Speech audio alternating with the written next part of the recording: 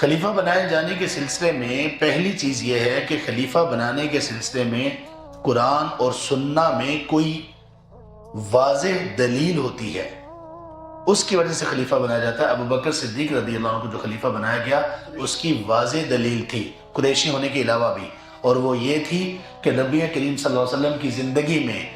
جو شخص مصلی امامت پر کھڑا ہوتا تھا وہ حکمران ہی ہوتا تھا بس، یا اس کا نائب ہوتا تھا۔ آپ صلی اللہ علیہ وسلم نے اپنی موجودگی میں سیدنا ابو بکر صدیق رضی اللہ عنہ کو مصلی امامت پر کھڑا کر کے یہ بات بالکل واضح کر دی تھی کہ میرے بعد خلیفہ یہ ہوں گے،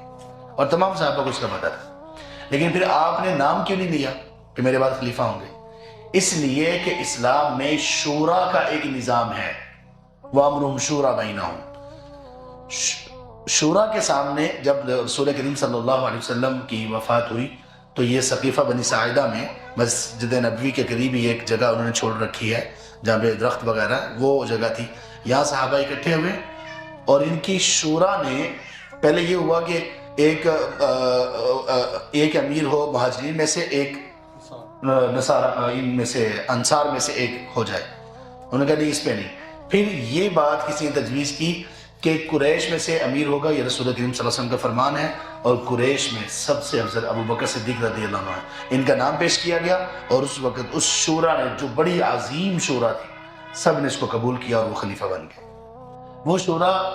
ایک شورا ہوتی ہے کہ پراپر اس کو بنایا جاتا ہے، ایک شورا یہ تھی کہ اس وقت وہاں کبار صحابہ میں سے اکثر موجود تھے، یہی شورا تھی، اور وہ مشورہ کر رہے تھے۔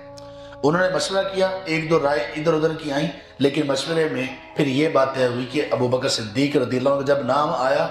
کوئی شخص بول ہی نہیں سکا، اس لیے کہ اس کے سامنے اللہ کے رسول صلی اللہ علیہ وسلم کی ساری زندگی ابو بکر رضی اللہ عنہ کے بارے میں گھوم گئی اور وہ پختہ کر دیا۔